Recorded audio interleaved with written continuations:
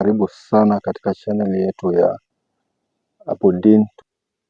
Wiki hii limefanyika jambo ambalo kwamba ni la kufurahisha, wakati mmoja pia linasikitisha, kwani swala hili linahusu Palestine, na Palestine ni donda ndugu katika masala ambayo yamekuwa ni ya kukumba dini ya Uislamu na ulimwengu kwa jumla, ambalo halijatatuliwa kwa muda mrefu zaidi, jambo ambalo halijaeleweka na watu wengi, ikiwa ni wahusika Waislamu na wasiokuwa Waislamu.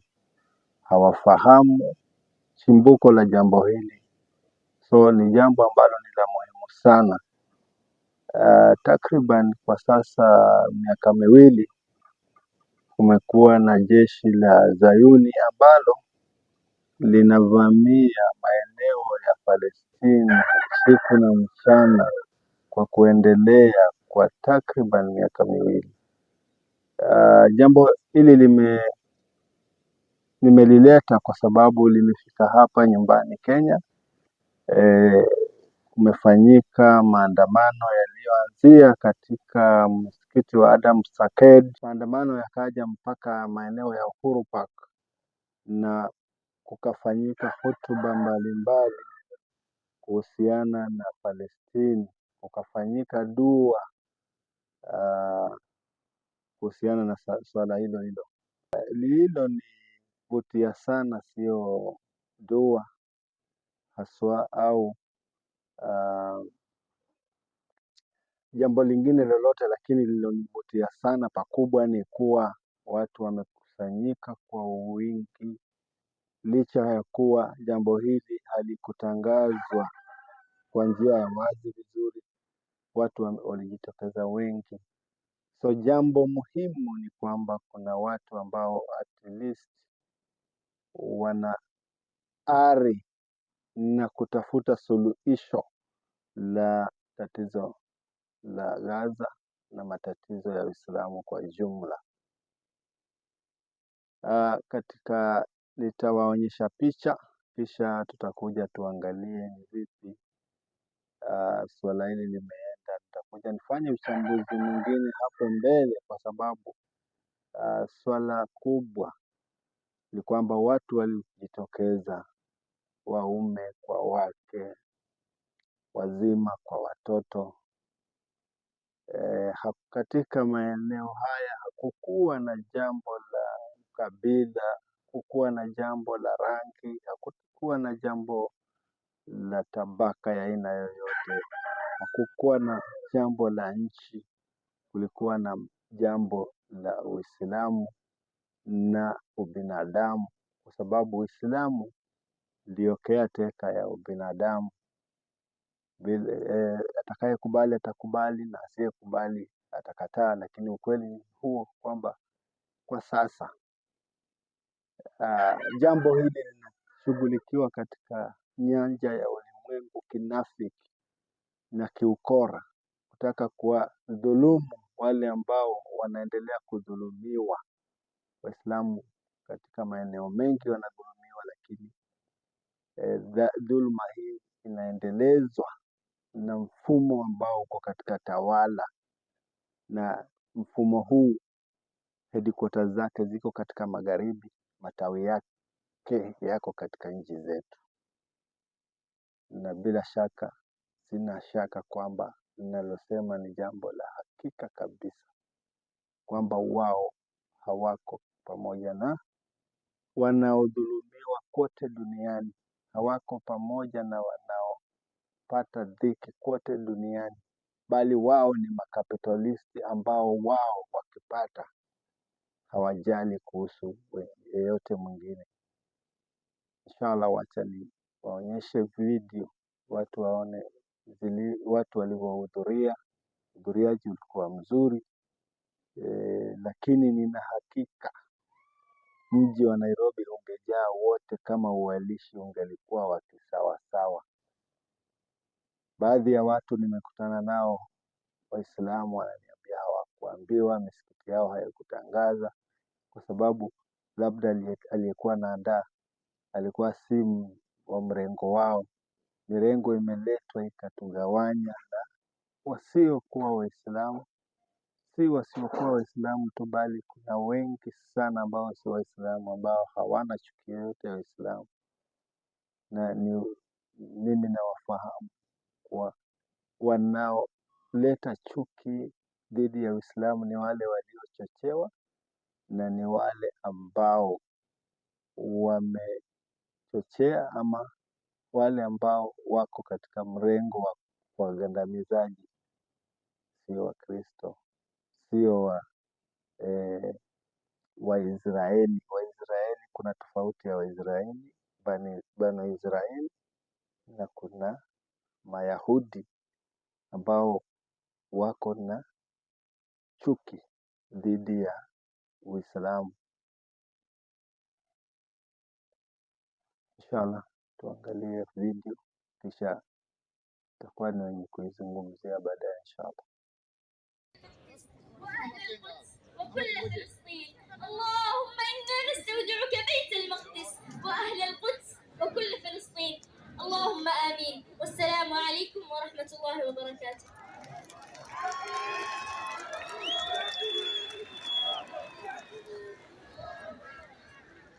سبحان الله. Ikhwani, we all know what we're here for, and for those who understand Arabic, may Allah subhanahu wa ta'ala accept that fantastic reminder and dua from our beloved, beautiful sister, Ayan Sadiq. May Allah bless her and her family and protect her. May Allah bless and protect the families of those who have lost their loved ones in this horrible humanitarian conflict. May Allah subhanahu wa ta'ala look kindly upon those who are doing their best to make it under horrific circumstances. Ameen. I have just been told that, alhamdulillah, as a result of this, and he is our next speaker, Sheikh Abu Qatada has contributed in recognition wonderful girl, Ayan Sadiq, 10 trees, takbir. I'd like to invite Sheikh Abu Qatada on stage to give us some remarks. Ukimtetea yeye, ukimnusuru yeye, sawa, atakunusuru. Sawa. Je, suluhisho la kudumu ni gani? Sasa vile mimi najua suluhisho ni sasa, sisi pia tunafanya diki, tunaomba dua pia ndugu zetu wapate nguvu, na kile tuko nacho kidogo tunamsaidia ya kuongeza hawa nguvu ambao kwa utazungumzia hapa. Ni nguvu aina gani? Je, ni nguvu ya utawala, nguvu ya kiuchumi, au ni nguvu gani? Yote sasa ile tunawaiza yote. Mimi naona wale ndugu zetu wa Palestina tayari wamezingirwa, wao hawawezi kujikomboa. Sawa. Wale ambao wako nje, sawa, ambao ni sisi, je, tutatakiwa kuwakomboa. Sawa. Na suluhisho ambalo kwamba limekosekana katika umma wa Kiislamu ni utawala wa Kiislamu. Sawa. Nguvu za nini? Za dola nizo ambazo kama satakiwa, sawa, siwe kwenda wapi? Palestina. Msaada, kuwapelekea misaada ni jambo zuri, ni jambo la dharura, lakini si jambo la kudumu. Sawa. Tuchukue mfano miwili katika Uislamu. Naam. Tunaona baada ya Rasuli kuwa ni mwenye kupewa utume katika familia ya Asiri, tuwaona siku moja iliyopita anapata Sumeya akiwa anauliwa. Rasul anawaombea dua, asema ahad hakika wakati kafiri na kupigana na kafiri alikuwa anang'ata katika ya zama ya mtume. Ndo wakati hiyo hakukoa muadhini hata msua katika ni sehemu yao ino no yatri wakati ambayo ulinyanyasa Waislamu ino hapo ni sasa Abubakar akakuja no akanusirika dini ya Uislamu hapa ino ataanza kufanua. Haikuwa wakati wa Abubakar bado. Huu ilikuwa ni zama za Bwana Mtume. Na wakati ambapo kwamba sawa bado ako Maka anafanya dawa yake. Sawa, wakati kama hakuwa na nguvu. Sawa, alikuwa bado hana nini? Hana nguvu za. Makureshi ndio walikuwa wananyanyasa Waislamu. Sawa? Ndio naona nakwambia wakati ambapo yuko pale tuamuona sawa akimwambia nani? Sumeya dua kwamba yeye masikio yake wapi? Peponi. Sawa? Baada hapo alipogura kutoka Maka akaenda Madina. Sawa? Baada kama amepata dola ya Kiislamu nguvu sawa. Siku moja sawa kuna Mayahudi sawa ambao kama walifanyia kejeli sawa binti wa Kiislamu. Sawa? Tunaona Rasuli akiandaa jeshi kwenda kumkomba nani? Yule binti. Bimaana kwamba kila kimekosekana sawa ni nini? Ni serikali ndio ina nguvu. Kwa hivyo lengo ambalo kwamba na Waislamu leo sawa wataka tulenge ni vipi serikali ya Kiislamu itapatikana, na ikipatikana sawa umma wa Kiislamu utakuwa salama. Sawa, itapatikana nusra na ile halifanyi ila juhudi za kila Muislamu sawa kujitolea na kufanya dawa hii sawa kwa kulenga sawa kupatikana kwa nani? Kwa khilafa. Sawa, na hii ni majukumu ya kila mmoja sawa, si kwamba tukae sawa tutafuta nini? Kwani kuulize maswahaba ndio waitwa wanafanya kazi gani? Ni ukakamavu, kujitolea sawa. Hata sisi leo hii tukifanya juhudi kama hiyo, nasi vile vile tutakuwa katika hiyo daraja sawa. Kwa hiyo ndugu yangu nawakumbusha sawa, hii dawa ya kila mtu sawa. Mimi nawakumbusha fanyeni bidii sawa, tuondoke katika hali hii ya udhalimu ambao kwamba leo makafiri ndio wako juu yetu wala kusukoa kwa juu yao. Na lengo ni nini? Lengo katika Waislamu amekuwa tafariku, tukua nyoyo zetu pamoja. Nyoyo zetu ziko mbali, yako uko mbali, yangu uko mbali. Na kidogo tu na ni katika ulimwengu dunia mzima ni mwenye unamilika mali ni Uislamu. Ni katika kila kitu ambayo wanaongoza katika utajiri. Top number 1 Uislamu. Kwa nini? Ni Uislamu hana uchungu ndugu yako ino akifunguliwa akiona mumivu hana haja nao. Yeye aja lengo yake, kimakusudio yake, anataka mapato yake na hishi Kenya anataka. Wakati ndugu zetu wamesema wakati ar-Rasul sallallahu alaihi wasallam, kwa nini kivipi masaba radhiallahu anhu? Kwa nini umekakamua umetoka na ar-Rasul? Ni wakati watu wanapenda na roho moja ajili la ilaha illallah. Hakukuwa ni huyu ni kabila fulani, huyu ni Msomali, huyu ni ndugu zetu fulani, la huyu ni Sibuti, la ni watu walikuwa wanaamini sababu ya nini? Sababu dini ya tunashatu wallahi hana kabila chochote, alikuwa watu wanapendana ajili Allah. Anakataa ajili ya nani? Allah. Sai mimi nakupitia njia mwingine Muislamu napigwa hapa, mtazungumza sababu si rangi yako. Ni kwa nini? Sababu nyoyo zetu hapendani, mdomo tupata hapa. Kwa nini tusipendane na ile hali Rasul sallallahu alaihi wasallam amesema umoja wa umma ni faraja. Sawa? Umoja wa Uislamu ni faraja. Itakuwa vipi leo nyoyo za Waislamu sawa siwe mbalimbali na ndugu zao ke Muislamu? Nini ambayo inachangia? Sasa hiyo ino ili mimi na wewe kikao ambao tunakaa uongozi katika idara ya serikali pia, na iko baada ya watu wana support wanasara, iko baadhi ya watu wana support Waislamu, sababu ni chakula zao, matumbo zao. Kwanza mfano tulichukua Saudi Arabia kama Saudi ni wakati Trump iliingia ilipatiwa hamoni pia ya dola $1 billion. Mbona sisi hakusikia Palestina anusuriwe? Ni Uislamu kweli, ni katika sababu uko pale, Rasul Mwenyezi Mungu ametoa pale. Kwa nini Trump iliingia na akachukua kitu akapata $1 billion? Asha kuna ni Palestina ni watu zetu Waislamu iliumizwa, ilinyanyasa na Palestina. Wanaisraeli nani? Ni Amerika. Naomba pia kukukumbusha kwamba dini ya Uislamu hakuna kitu kingine kama katika dini sawa. Sababu kubwa ambayo kwamba yafanya sawa nyosa Waislamu ziwe mbalimbali ni kutokana na ufahamu wa Waislamu umerudi chini sawa.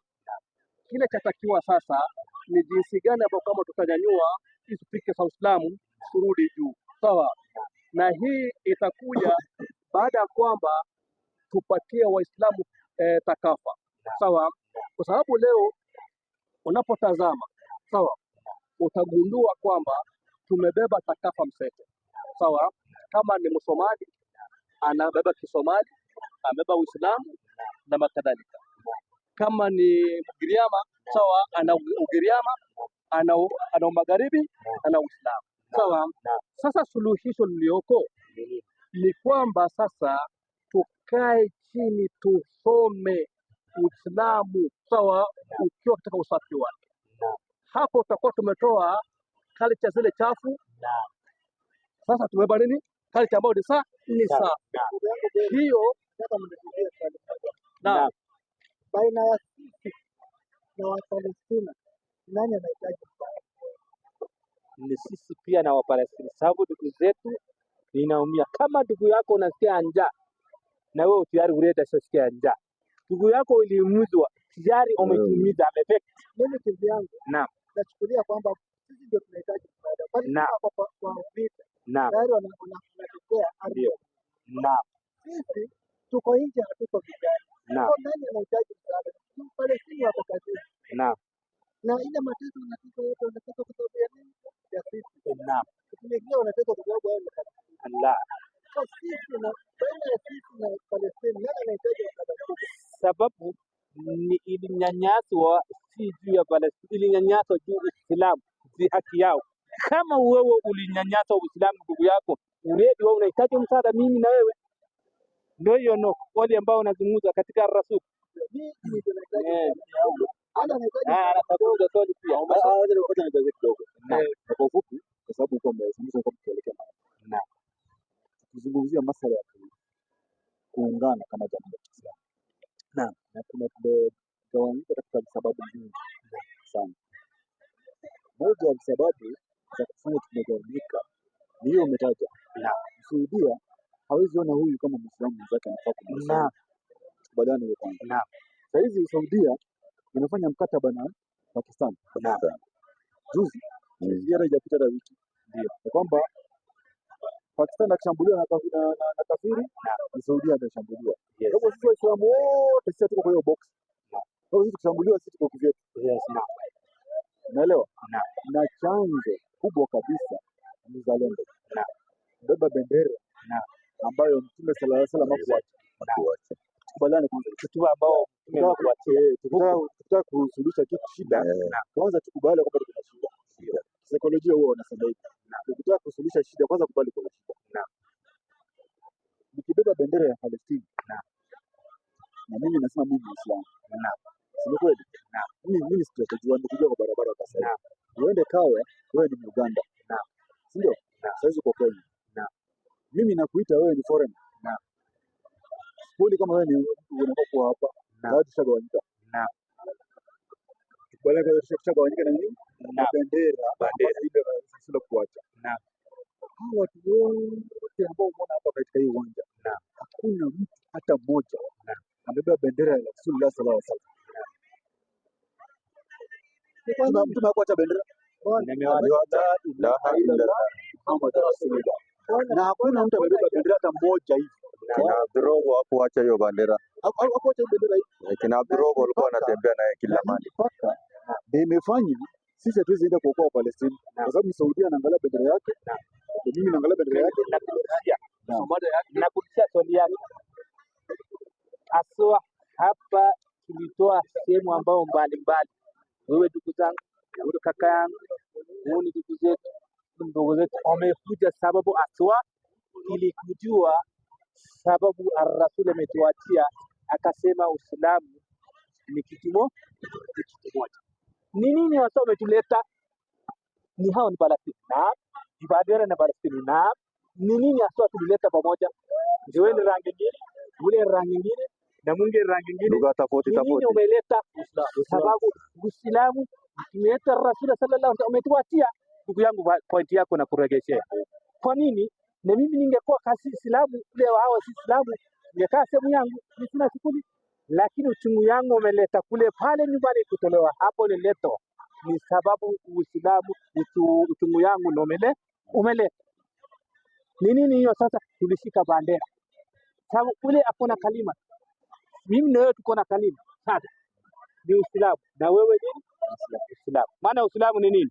Ni amani. Tuliwaambia kwa nini na nyaso Uislamu ndugu zetu na kuna right ya kukaa haki zao na hiyo ndio Uislamu sisi tunakutia. Na hivyo kitu nani amekutolea pea ameleta hapa iko hakuna nini umeleta Uislamu. Hiyo ndo bandera ni Rasul tuwatia na bandera ile na bora hakuna hapa hiyo bandera tuko nayo shada bandera tuko nayo uliza kwa nini hiyo bendera imetugadisha, mbona iko hapa? Ndio tu hapa. Halo.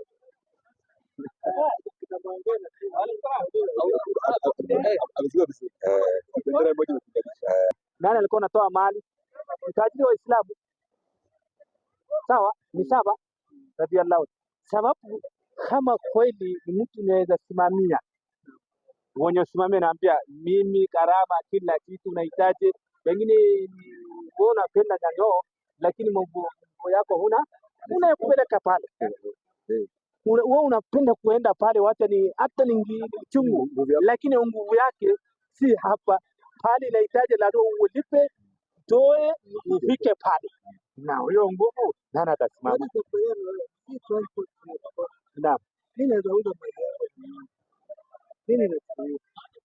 yangu. Nini iko kitu ya kuzuia Mali, unasema mali yako kaenda. naweza uza mali yangu na itatosha. naam. Na ile unaweza uza hiyo kwanza ni kitakwa. Kama wewe unyoyo zako kweli Anasema mimi naweza uza. naam, na kwa ni wewe mko na mali, Niko na shamba. ni kitu ni unauza lakini huna roho ya kwenda pale.